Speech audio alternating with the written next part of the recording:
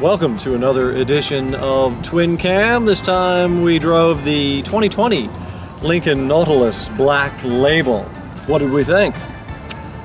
I liked it better than a lot of the crossovers I've driven recently. I'm still not a huge crossover fan, but this is actually fairly good from a number of standpoints. A couple of demerits, but we'll get into those. Well, it is a bit expensive, as are many of these things. Of course, this is the top of the line Nautilus, Black Label. Yeah. I thought it was actually as good or better than the crossovers I've driven recently for a number of reasons, from its ride and handling balance to some of the execution inside. It's got a few things that I don't care for, but on balance, better than a bunch I've driven recently. Unfortunately, that price, it's, I think it's well over $65,000. So among the CUV alternatives out there, is this a good one?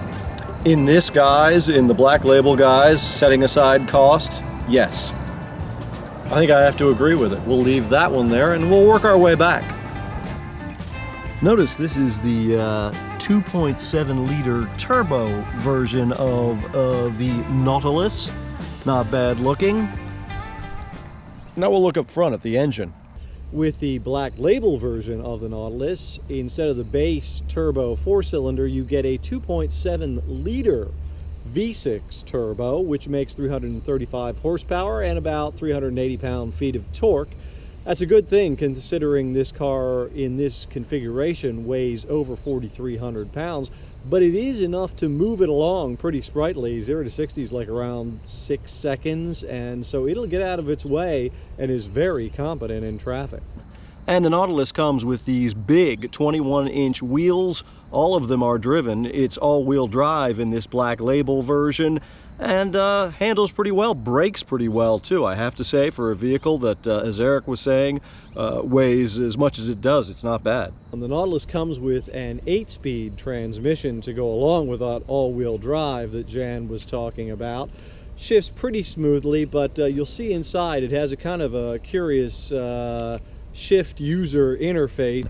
That shift user interface I was talking about is right here. It's just a push button thing. Now, push button transmissions have been around for a long time, but when we're so used to the conventional configuration, it does take a little bit for your brain to adapt to it and to move your fingers around and find the right button. You've got your typical PRND drive and then your sport down here.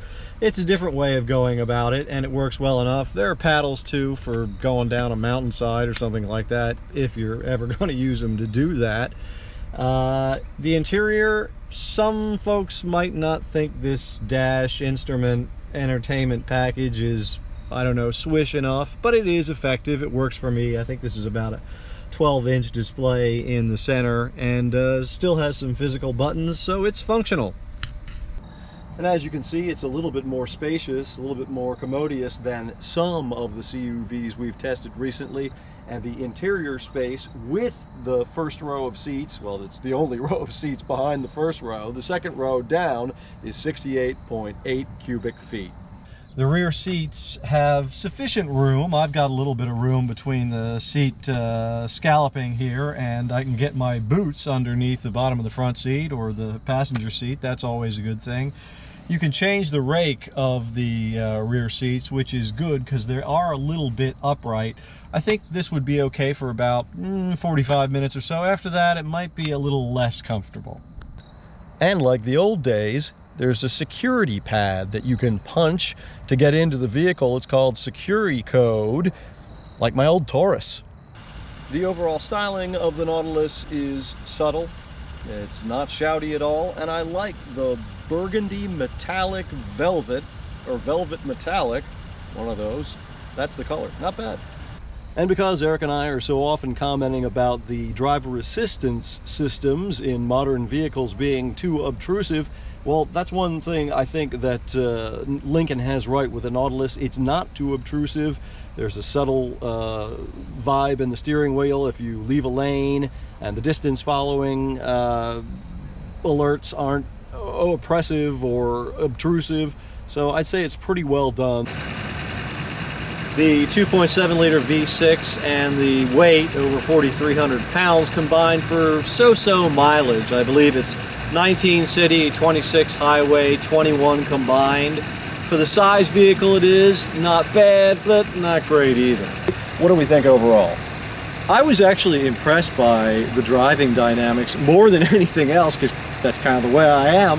The body is very well controlled. It actually, for its size and weight, handles quite well. And I like the ride handling balance. It's comfortable, it's not too stiff, and yet it still holds on to the corners. Yeah, I mean, it echoes sort of the Lincoln ethos of old with a cushier ride, but it's not certainly like a Lincoln Continental out of the 70s or something like that. And it's something that's a fair point. A lot of automakers have tipped so far, and this is from guys who like performance, toward a balance of a harsh ride to create good handling, that they've gone too far. And we have lots of pretty harsh riding vehicles these days. What did you think of the steering? Not incredibly communicative, but also better than many others I've felt.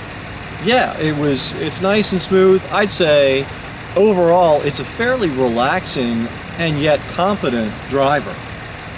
Sounds fair enough.